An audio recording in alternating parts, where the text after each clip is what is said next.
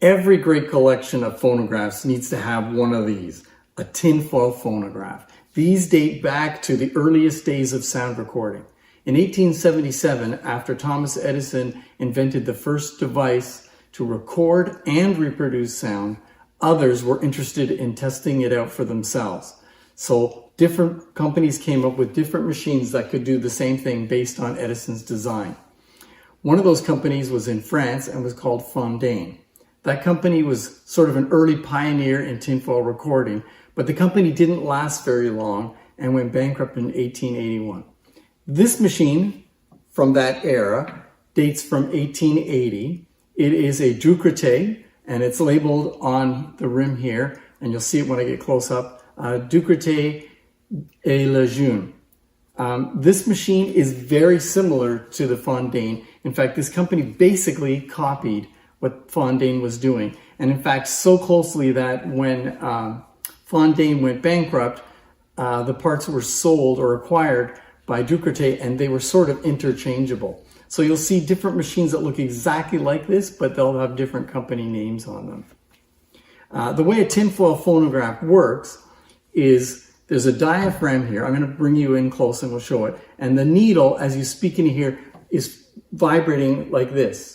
And it puts a little dents in the tinfoil that's wrapped around a drum. And the drum is spiraled to the same thread as this rod. So as you rotate it, the drum moves across the diaphragm or the needle. And the dents are put in the tinfoil. And those are the actual sound waves being indented into the tinfoil. And when you come up close, you can actually see those little dents. Then you have to wind this back, adjust this so the needle is just touching the tinfoil, and then when you rotate it, as the tinfoil goes underneath that needle, it causes the needle to vibrate as it goes over the bumps. We call that hill and dale recording. And the quality, not very good. It's hard to turn the handle at exactly the correct speed, so it's a little bit wobbly sounding. The needle has a tendency to wipe out the groove as it plays the recording, so you might be able to play it only a couple of times. And you can't take it off and put it back on. So it really was just a demonstration of the fact that this could be done.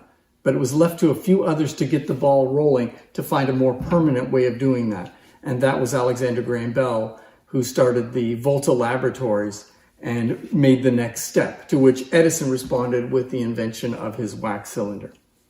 So let's come close and take a look at this really rare, really special early recording and playback device. All right, here's a close-up look at this beautiful machine from 1880. I noticed there's, in the tinfoil, you can see the little dents from someone's voice. Now, this was a recording I probably made a few years ago, so I have no idea what's on it.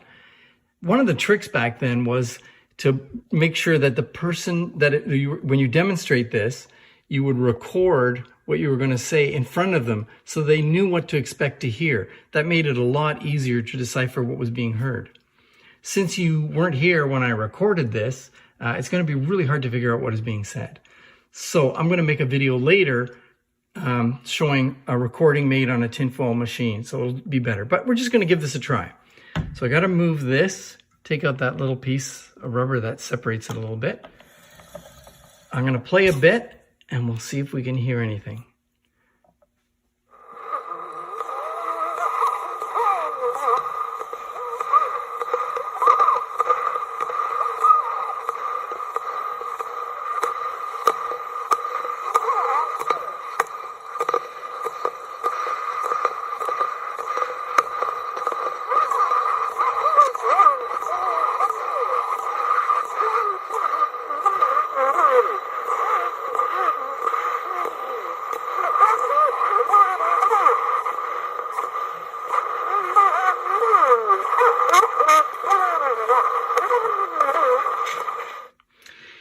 Wow, that was pretty indistinct, and you can hear how it warbled and it got faster and slower. It's really hard to figure out what speed was it recorded at and how can I turn it at an even rate. And even when recording, the person had to use an even rate. So it just doesn't work really well, but it does prove that sounds can be recorded and played back.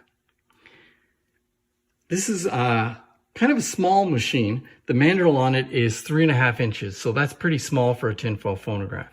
If I come in close, you can see that there's some numbers printed there, and there's the maker's mark.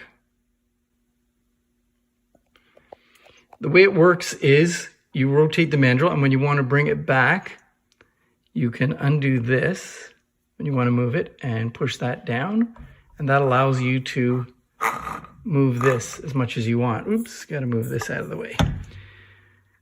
The recordings only play once, maybe twice, so the chances of me getting it to work again are not very good, so I won't even try.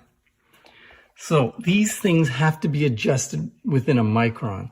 Like that needle, if it pushes too hard, it'll tear the tinfoil. If it doesn't push hard enough, it won't indent it far enough. There's the needle. It's a little bit on the sharp side, but it's just rounded a little, just enough so it doesn't tear the tinfoil.